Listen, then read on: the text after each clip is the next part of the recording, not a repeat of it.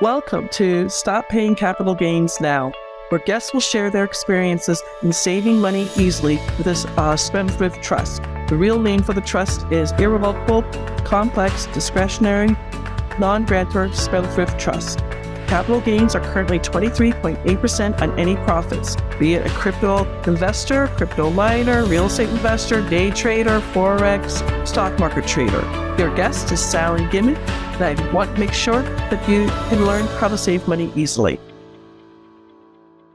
Hello, thank you very much. This is Sally Gimon with the new podcast, Stop Paying Capital Gains Now. I'm very honored to have Lesley Batson as a guest. She's going to talk to you about how to pay down your debt quite quickly. So, Lesley, welcome to the show. Please tell me how you got involved with helping people pay down debt quickly. Sure. Well, I actually became an authorized infinite banking practitioner back in 2018. Actually, I got my license in 2017, but became a practitioner in 2018. Just because I felt like there were a lot of different there's a lot of information out there. You know, there's like whole news channels dedicated to telling you how to put your money in the stock market and all kinds of different things, but really nothing like really educating you about money and how it really works. So I felt like it was time to, create something where people could actually learn the truth, have full transparency, understand what's really happening, and be able to implement different strategies that they might not have heard elsewhere, but really could be effective, for their lifestyle.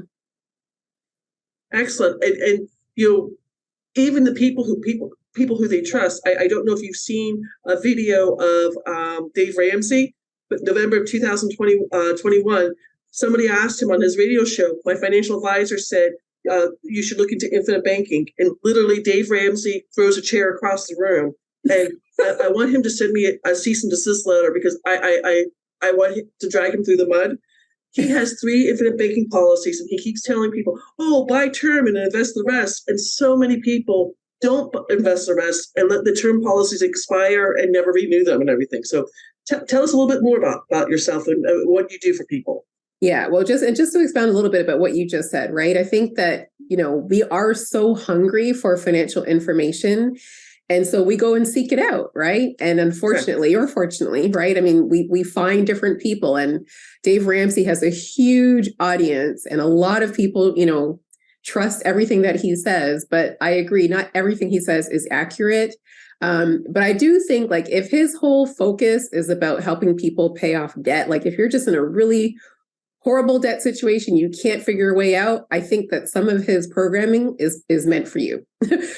But if you are really trying to build wealth and, really try to increase or enhance and elevate your lifestyle, I really think that a lot of the stuff that he tells you is detrimental, right? So just to go in a quick example, term life versus, whole life insurance. His whole focus, at least I've not followed his stuff, so I could be speaking out of turn, but it seems like his whole focus is just get cheap life insurance while you're getting yourself out of debt. Just make sure that you've paid off your house and your debt by the time you retire, and then you don't need life insurance. And I just think that that's a real disservice, because obviously people are going to take his word for it and not understand all the benefits around life insurance. Specifically, which we'll touch on a little bit later, but like the tax benefits of transferring your wealth to the next generation. There's so many other, if he's encouraging people to put their money in the market and these different types of accounts, when your loved ones, when you pass away and your loved ones inherit those accounts, they're going to have to pay taxes when they take distributions.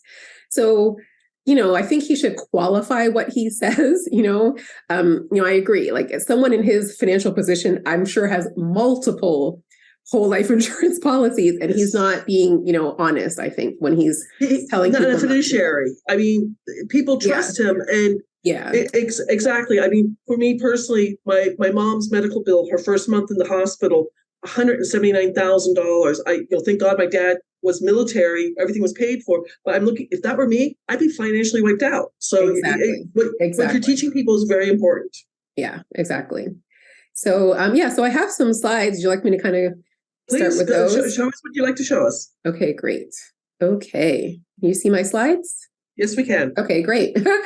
Okay, so this is just a general, high level overview of what infinite banking is, because there are so many different uses for it. So like Sally just touched on, it could be that if you're in the position where you have a lot of debt, but you also have some additional money, this could be a great strategy for you, because in some ways you're essentially just doing balance transfers. You're transferring your maybe high interest debt to a lower interest account, where you have a lot more flexibility on how you can pay back that debt. So you're going to free up some of your debt from, let's say public credit, right? It's like from your credit report and that type of thing. And then you have a little more flexibility. And if you have the cash flow, to be able to pay down that debt in a different way. But it could also be that you're just looking to be able to figure out what's the best way for me to, invest in a property, or to be able to build up my savings, not just sitting in a savings account earning, basically nothing, but to build up my long-term savings to supplement my retirement. There's a lot of different reasons why you might be looking to have some extra cash on hand. It may be very well to, start a business or expand a business. Okay. So this strategy that we're going to talk about today can allow you all these different things, if it's a good fit for you. So infinite banking is really one strategy to help you, really build generational wealth by maintaining control and liquidity through leverage. Okay. Oopsie. There we go. Okay. So I'm Lesley Batson. I'm an authorized infinite banking practitioner, and I help people understand this strategy and really all about how money works. And I work with people all across the country. Okay. So here's an example of what we call the banking model. Okay, how do banks actually make their money? So step one, you get your paycheck, it gets direct deposited into the bank. So let's say it's, Bank of ABC. So Bank of ABC receives your deposits and they say, thank you so much for choosing us. In return, we're going to give you 1% or 0.5%, whatever that might be. But to make it easy, we'll just say 1%. Okay. So they say, thank you for choosing Bank of ABC, for trusting us with your money. We're going to hold it, and we're going to give you 1% to hold for the pleasure of holding your money. But then they take all of our deposits, they pool them together, and they create these different financial products like business loans or credit cards, or if you need to, borrow money for equipment financing or something like that. And they create financial products out of our deposits. And they lend it back to us at, let's say, 18% for a credit card. Okay. So many of us are very familiar with that. So it costs them 1% because they're paying it to you. But then they turn around and they earn 18%. So it's a 17% spread, but it's a 1,700% profit on your money. Okay. And they just rinse and repeat every month, every day. Really, people are depositing money and they're creating financial products, could be mortgages, whatever it is. And that's how they make their money.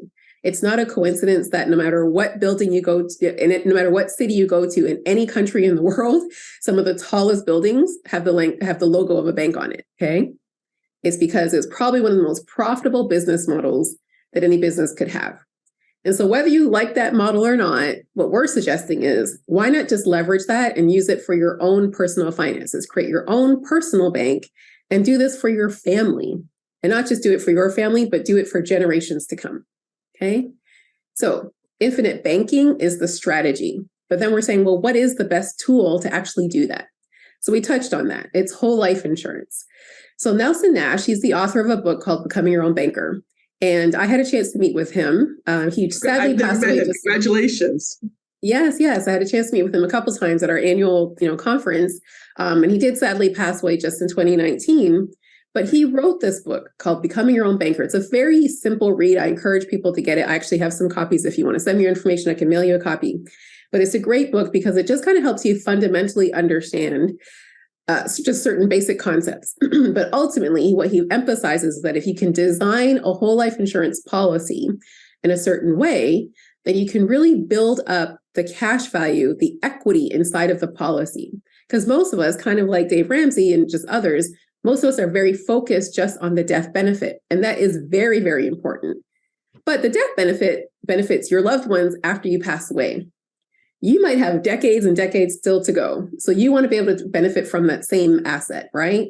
So what we can do is design the policy to where we're building up the cash value inside of it so that you're able to actually leverage it and use it for any reason that you want. So we just touched on that, right? Paying down debt, paying bills, investing, so many different things. Okay.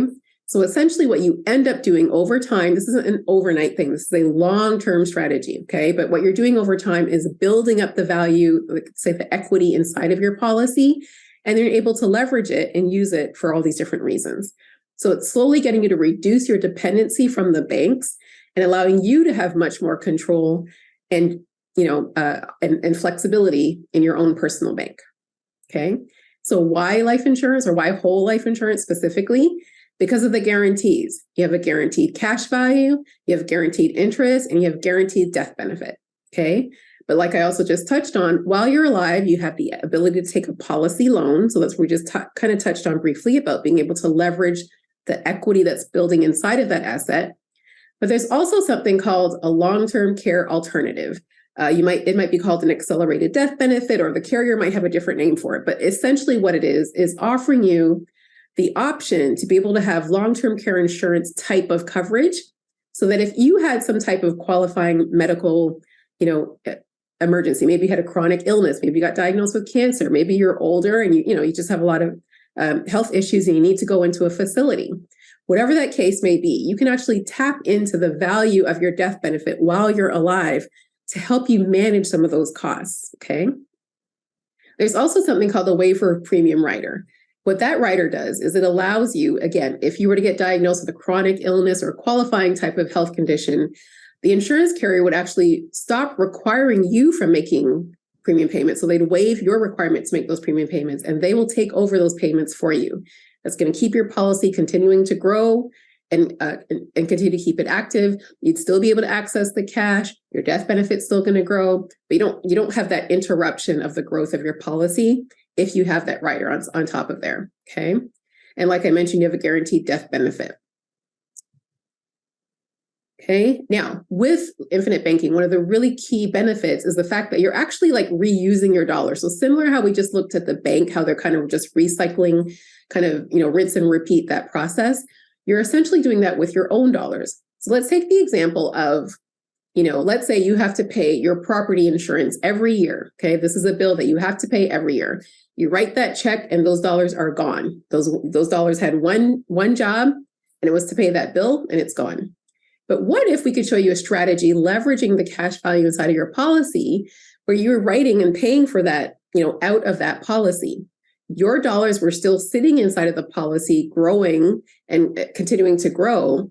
But because you've borrowed money against the equity in your policy, you've actually borrowed the insurance company's money, other people's money, if you've heard of that concept of OPM, your money gets to continue to grow inside of the policy while you've leveraged the insurance company's money to take care of these, bigger bills or major purchases or investments, whatever you want to use the money for. So in essence, you take out that loan, you pay for you pay the bill, but the same way that you're putting money aside monthly to put towards your property bill that you pay, at the end of the year, you would put that money towards paying back the loan that you borrowed. So you're essentially just doing exactly what you were doing before, but you're able to actually keep those dollars. The dollars are still staying inside of your account, and they're able to grow and compound while you've been able to leverage and take advantage of someone else's money. Okay, so that's just one quick example. It could be a car payment. It could be, like I said, acquiring property for investing. It could be for any reason that you're looking to, have a major purchase. Could be your income tax bill, anything like that. Okay. Now, the other big benefit is that your life insurance policy is a private asset. Okay. There's no 1099 that you have to file at tax time. You've already paid the taxes on this money because you're using after-tax dollars to make your premium payments. So there's no need for the IRS to have their grubby hands all over your account. It's just a private contract between you and the insurance company, and that remains private. And therefore, you also have some creditor protection. Okay. And then, as I mentioned, one of the key benefits of life insurance is to be able to pass on your equity or pass on your death benefit to your loved ones without them having to take on any type of income tax. So leverage. So we're borrowing against the equity inside of your policy. And so it just is another example to help illustrate that. If you own your home, you know that over time, as it appreciates, you build equity inside of your home. And at some point, you may consider getting a home equity line of credit. So when you do that, you have to go to the bank. You have to fill out an application because they have to qualify you. You have to tell them potentially what you want to use the money for. They're going to ask you, they're going to make sure that you still have, some income coming in so that you can make the payments back. They're going to tell you what the interest rate is. They're going to tell you when you have to pay back the money. They're going to tell you a whole lot of things. Okay. So we call it equity in our own home, but really it's like the bank's equity because they're the ones who are getting to make all the decisions around if you can tap into that liquidity, right? In this case, it's different. You truly do own the policy. You own the asset. Now, you're going to be borrowing money from them. So they are going to charge you an interest rate to borrow their money, but you get to set the schedule, right? There's no application form. There's no credit check. You don't have to explain to them what you want to use this money for. They're going to offer it to you at a very reasonable rate.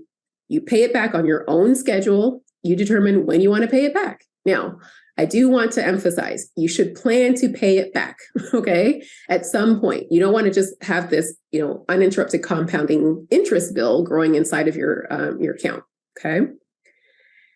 And you never want to withdraw your money because you want it to continue to grow uninterrupted. Now, never say never, because there could be a time later on, like in your retirement years, where maybe you do want to actually withdraw some of that money to supplement your retirement.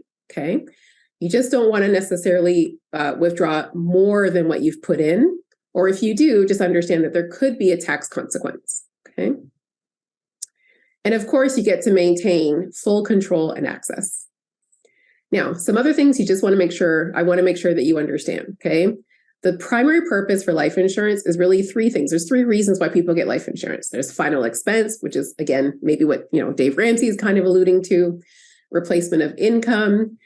If you're married or you have, a partner, a life partner, and you have young kids, for example, if your life partner passes away, that income stops coming into your household. Okay. So you want to make sure that you have enough life insurance to be able to replace their income so that you can maintain the same lifestyle that you had. Okay. I have people ask me the same question. Well, what if I'm a housewife or what if I don't work? Well, that's even more so that you should have coverage, right?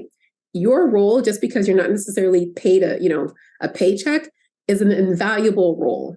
And the insurance company views that as well. You would be insured for the same amount as the income earning, partner in the relationship. If you were to pass away, they may have to hire a nanny or hire additional help. There's still going to need to be a replacement of income. So you want to make sure not just that you have insurance, that you have a right amount of insurance. Okay. And then, of course, wealth building. Wealth building is really kind of what we've been touching on today. The ability to do different things inside of that life insurance policy to multiply those dollars so that you can do multiple things in your lifetime without having those tax consequences. And it can be private and not having to go to the bank and being able to do all these different things and then being able to pass that all on income tax free. Now, there is underwriting that's involved. They will consider your health, your age, if you have a DUI, if you have a bankruptcy. They're going to look at certain things just to check your risk profile. Okay. And also, one of the things I want you to consider, take a little bit of time to fund your policy. Okay. Yes, you can put money in, and because it's your money, you can pull it out right away if you want to. But really, to make the best use of your policy, to really make it most efficient, give it a little bit of time. Give it the first few years to fund it. Because again, always to be transparent, what you need to understand is that the costs for life insurance, for whole life insurance, are coming out predominantly in those early years, okay? So unlike if you have, let's say, like a 401k, where you're being charged, or a brokerage account, where you're being charged like a 1% annual fee every year for the life of that account. And 1% sounds very small, but it's actually very significant over the life of your account. But unlike that, whole life insurance, like carriers are kind of accommodating the costs up front. So let's say, for example, I have a policy. Let's say I make my first premium payment, and then 3 days later, I get hit by a bus and I die. Okay. So I've made one premium payment, but the insurance company has made an agreement to pay my loved ones this big death benefit. Okay. So clearly they have not necessarily, been able to recoup much of their costs of that. So in the early years of a policy, you're going to see that mortality expense kind of, they're trying to recover that in those early years. Also, any commissions that are being paid are coming out in those early years. And of course, just the company, just like any company, has just, overhead and costs. So those are some of the things that are coming out in the early years. But because they have factored in the cost of insurance throughout the whole life of the policy, you don't see your premiums going up. There are some types of life insurance like IULs and VULs and ULs where that can occur. But with whole life insurance, you're going to have level or flexible premiums. Okay. Like I mentioned earlier, when you take a loan, try to set a schedule to pay it back. Okay. Now, if you do have a policy loan outstanding and your policy happens to lapse, or if you cancel it or surrender it, you may have a tax bill on that money. Okay. That's something you want to just talk to a qualified agent about. And then you have the opportunity to earn dividends with a whole life insurance policy. Okay. And those dividends are also income tax free. Why? Because the IRS considers part of it to be a return of your premium on top of the profits and such that the company might make. So it's just another additional benefit that you get on top of that. Make sure you understand the financial strength of the insurance company that you get your policy with. Just because you see them with, commercials and advertising and sponsorship does not necessarily mean that they're strong financially. You want to make sure you understand, is that company going to be around in 10, 20, 50 years from now when I do pass away? Okay. And then work with someone who's an objective and knowledgeable insurance specialist. I might be that person, but make sure you just do your homework. I always say trust but verify. Okay. Make sure the person really has your best interest at heart when they put together an insurance policy for you. And then lastly, I've been told so many times, life insurance is a horrible investment. And I agree, it's a horrible investment. It's not an investment. A whole life insurance policy is a savings account. Why do I say that? Because your principal is guaranteed, not like an investment, and it's going to grow at a steady, consistent rate. As I mentioned, you can tap into it whenever you need to. So it is much more equivalent to a savings account or money market, something like that. It's not going to earn huge returns, but it's going to be that safety net that you have that actually gives you permission to invest and do these other things, take risk with your other money because you have the certainty with this money. Okay. All right. So if you have more questions about life insurance or infinite banking, please feel free to reach out to me. Here's how you can reach me, meetwithleslie.com. Or you can email me. Any thoughts or questions, Sally? Just full disclosure, I have two infinite banking policies. One that I started 3 years ago this month. I just started taking a loan to buy tax deeds in Florida. You purchase a tax deed, you've got 8 years to pay it off. I'm on my third one where I'm selling it and making $12,000, putting $6,000 into it, making $12,000, paying off my loan. It is an amazing vehicle. Yes. Yes, but that's a great example though, right? Because you are accessing that money, you're leveraging it for an investment. So you're multiplying your money. So it makes sense.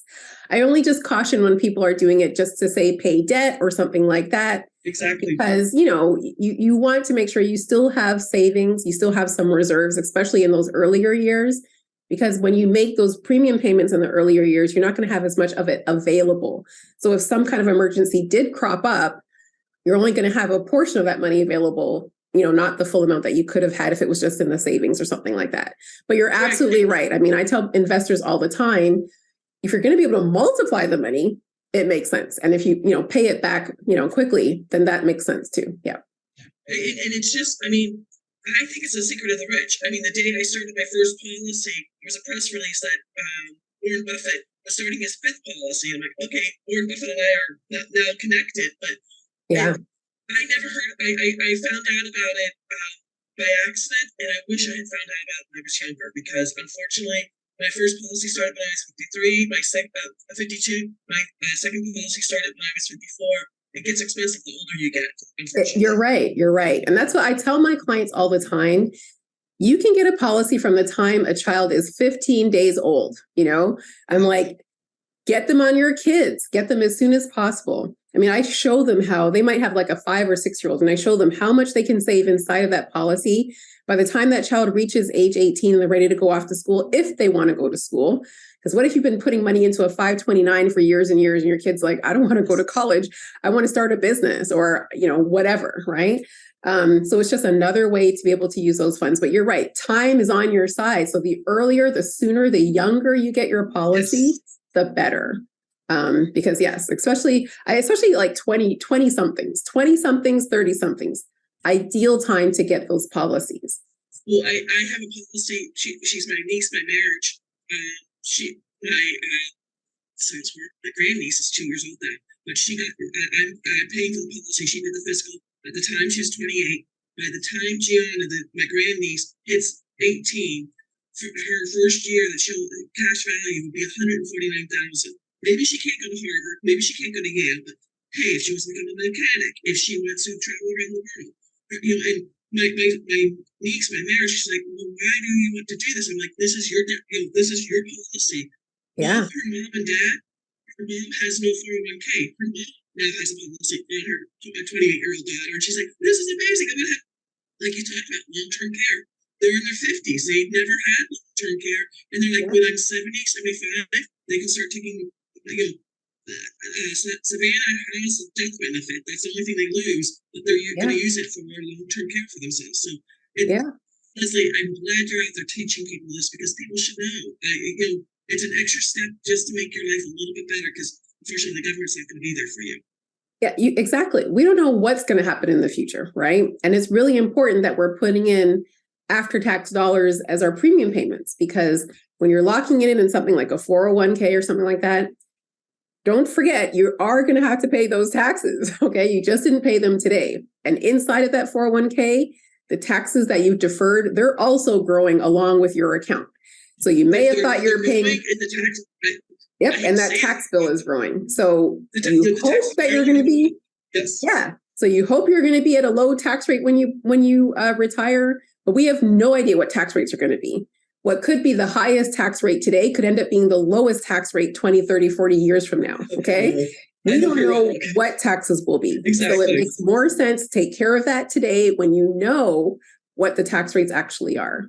And just another quick little story, how you just brought up with your great niece. During COVID, I had a client, she has a 5-year, he was 5 or 6, 5 or 6 year old son. And, she had policies on her husband and her 2 kids. And during COVID, they were in California. They were basically like locked in to their home. And her son said, Mom, I want to start a bike rental because they weren't really supposed to be out and about, but they could ride their bikes. There was a point where they were finally allowed to ride their bikes. And so she was like, okay, how are we going to do that? And he's like, well, and he's 6. He was like 5 or 6 or 7 or something like that. And he was like, well, all we have to do is buy some bikes and then let people know and they'll come rent them, right? Like very simplistic idea. She's like, okay, well, how are we going to do that? And he's like, well, you're going to buy me some bikes. She's like, nope, I'm not going to buy you any bikes. And then she showed him, she walked through and showed him that he had this policy that he could borrow the money and then he could use that for the bikes. And when he gets the money in from the, little bike rentals, he could use that to pay it off. So it was such an incredible lesson for him to feel empowered as a child to be able to start his own business. When he's 50 years old, that's amazing. Yeah, he was just a little kid and he had the idea, like, I want to do something. And he thought, Mom will give me the money. She's like, nope, I'm not going to give you the money. But she showed him, right? So I think that's the other part of this. How does it actually, it becomes generational wealth because you pass on that money, but that money it'll disappear if you don't teach that next generation also how to manage it. So you need to share the concept, share the strategy, generation to generation so that they know how to be able to take advantage of this. And they also teach it to their children who teach it to their children. And you just build this ongoing, generational family bank. It is. Yeah. Thank you for sharing. Thank you for the slides. Again, this is Sally Gimon with the podcast. Stop Paying Capital Gains Now. One of the concepts Lesley and I talked about a little bit. My second policy I have is in the Spendthrift Trust pays for the policy. I can put almost $3 million if I can afford it. $3 million a year into the policy. Talk about I'm not concerned for I want to live to I'm 120 years old or 121 years old. I don't know if I will, but I will have money there for me. So thank you for your time today, Lesley. You're welcome. I appreciate you being a guest here. Please, if you're listening to this, like this podcast. And more episodes like this. So thank you so much. Thank you, Sally. Take care. Take care. Thank you for listening to Stop Paying Capital Gains Now. You can find out more about this at thetrustisyou.com. Make sure you hit the subscribe button so you can get this and every other episode that comes out. We have lots of great stuff coming up, so make sure you hit the subscribe button so you don't miss out. Thank you in advance for all the reviews and comments. I really do appreciate it. And I look forward to serving you next week's episode. Take care and have a beautiful week.